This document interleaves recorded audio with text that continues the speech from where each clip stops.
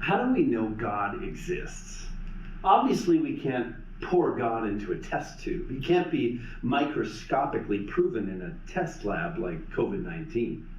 And if we're going to persuade others who don't believe in God, we're going to have to do more than simply open the Bible and point to the very first sentence, in the beginning, God. Now, it works for me because I believe.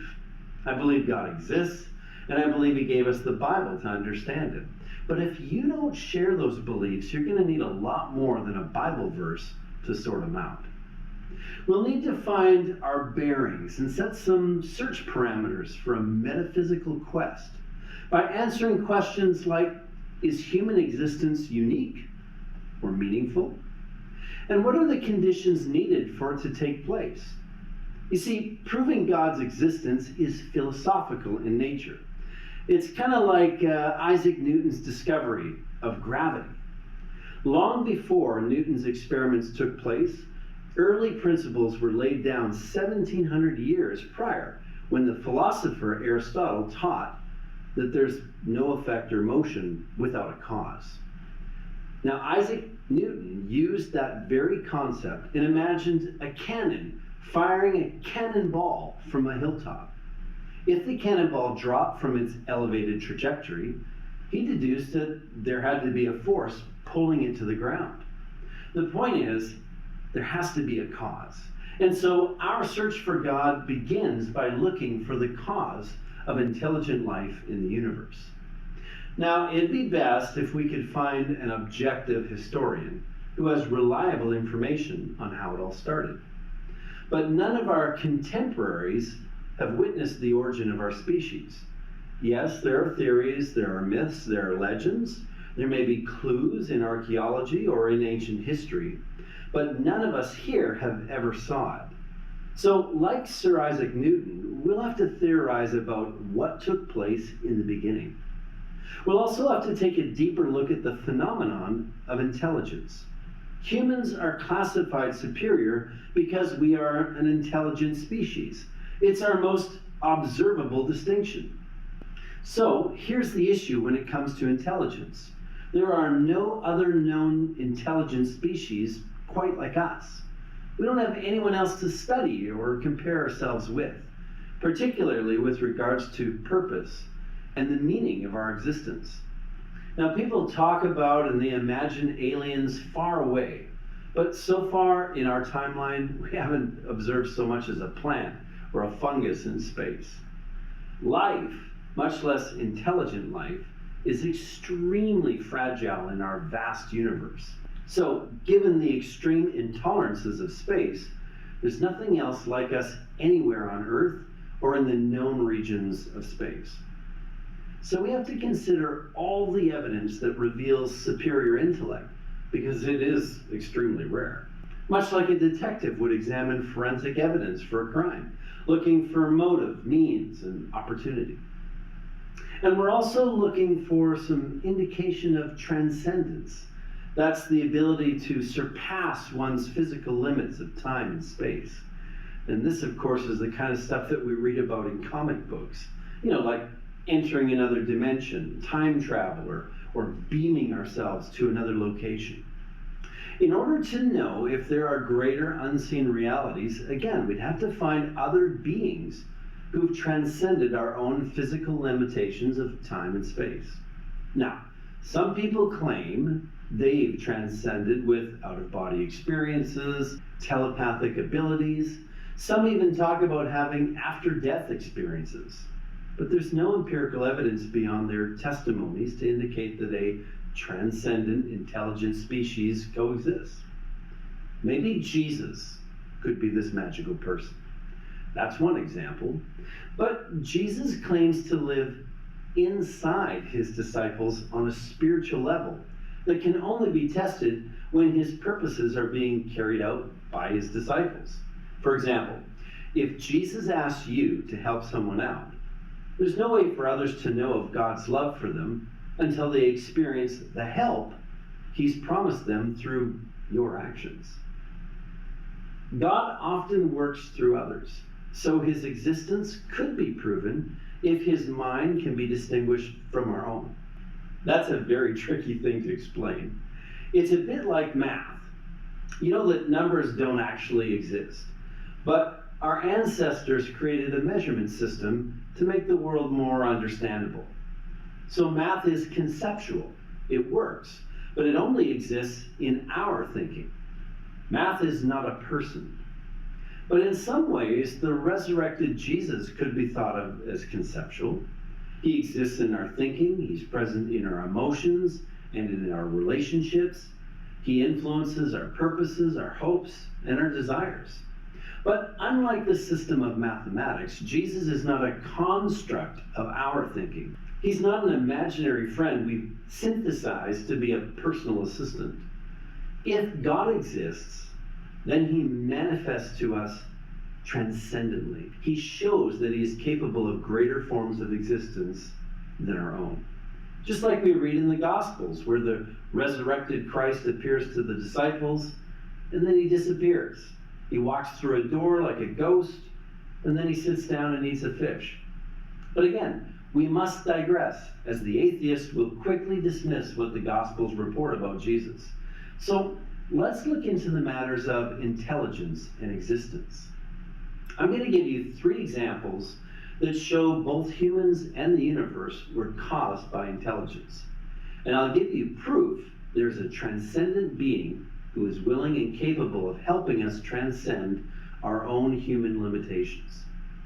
On the topic of origins, modern education and popular opinion continue to assert Darwin's theory of evolution of the species as the best explanation for the origin of our universe via the Big Bang.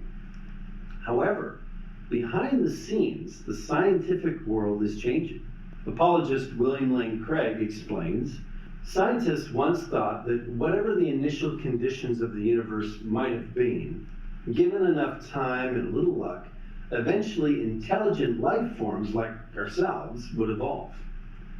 But instead, during the last 50 years or so, scientists have discovered to their surprise that the existence of intelligent life in this universe depends upon a complex and delicate balance of initial conditions given in the Big Bang itself.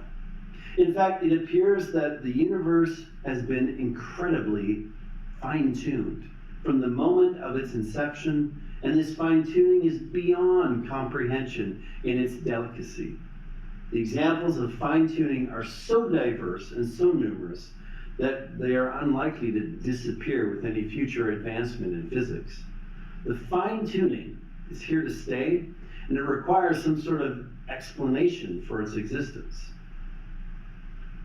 Now, further to that, scientists are telling us today that life in this universe is balanced on a knife's edge.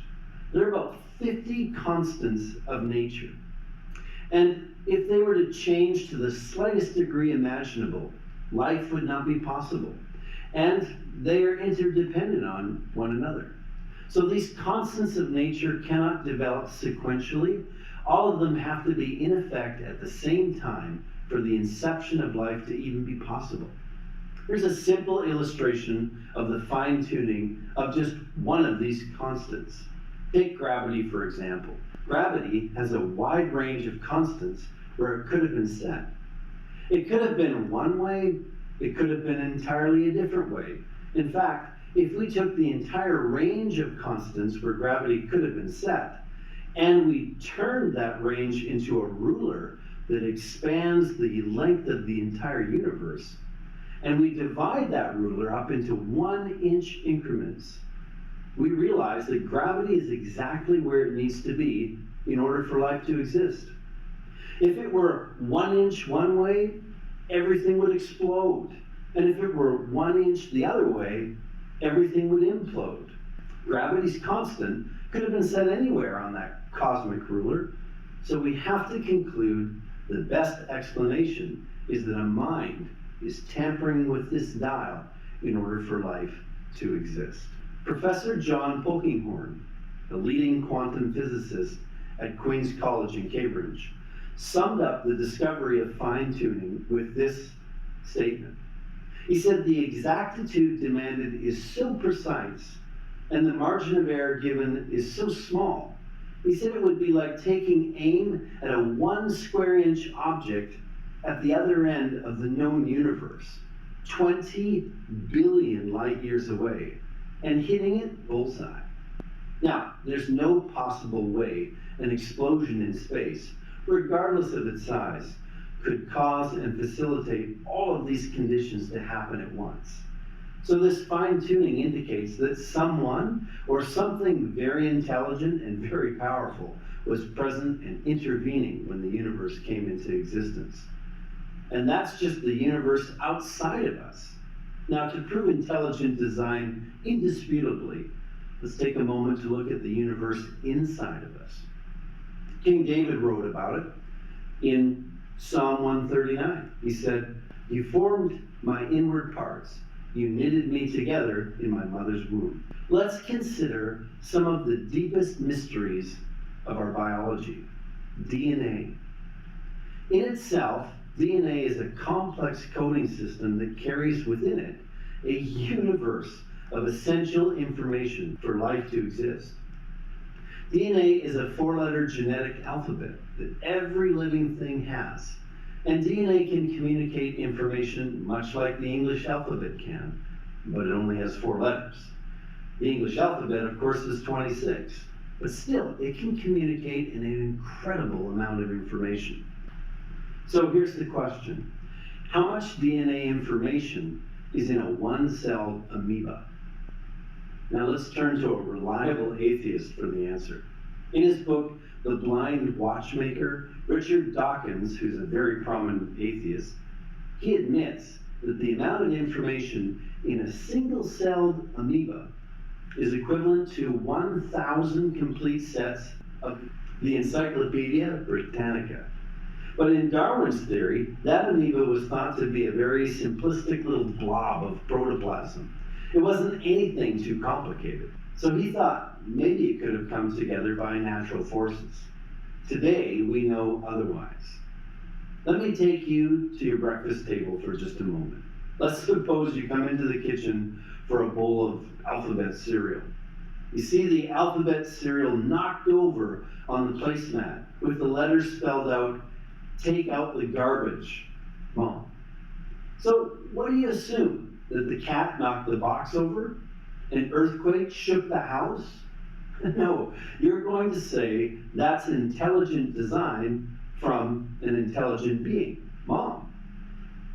Now just ask yourself, how could the accidental process of evolution arrange all this DNA in an undirected fashion? DNA has to be created by proteins, but you need DNA in order to create proteins.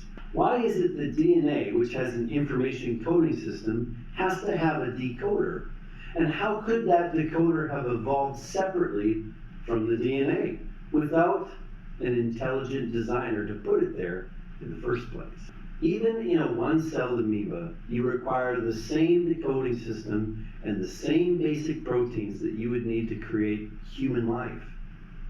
So you see, we can identify messages in the world around us. We have the ability to say, okay, this message right here, like DNA, it has come from an intelligent model. So we can take what we've learned and apply it to the world around us. And it's not like we're smuggling theism through the back door. This is just a fact. If we can determine that a mind is involved in the universe around us, then that's the conclusion. And we should take our conclusions and run with them. Not trying to predetermine where our conclusions shouldn't be. That's bad science. So here it is in a nutshell. Christians believe God exists because intelligent life requires an architect. Order does not result from chaos. And life in our universe could never survive without the fine-tuning to shelter and sustain it. It's one thing for a man to build a spacecraft with an artificial environment to sustain him on the way to Mars. It's an entirely different thing for a brainless, single-celled amoeba to survive the intolerable conditions of space and then specially evolve as it lands on a new planet containing neither the food nor the conditions it needs to survive. Darwin's Big Bang theory is just impossible. And further to that, We believe that we were put here on earth to thrive and to know the God who made us and experience his blessings. And that is transcendence. Animals and creatures can thrive in places that suit them, but only humans have the opportunity to appreciate creation and to revel in God's pleasure. G.K. Chesterton said, "You can look at a sunrise and be enamored by the sunrise, but the sun will never return the compliment." What he's trying to say is, it's only the mind that has the capacity to admire this beauty and admire this wonder. Although we ourselves are created, we do experience the transcendence of a creator. We can think, feel, create, and purpose ourselves in a similar manner. This is why the very first chapter of the Bible tells us God created man in his own image, and in the image of God he created them male and female. When you simply look at your human physical attributes, you don't see the characteristics of a dog-eat-dog evolving apex predator. No, you have eyelashes and eyebrows to express your countenance. You have ears that can discern different languages to bring foreigners together. You don't have deadly teeth or claws, but handsome and attractive features you use to welcome people and embrace them. Look at the features of all the other creatures on the planet. They are suited for survival. They're suited for adaptation. Only human beings are best suited for relationship.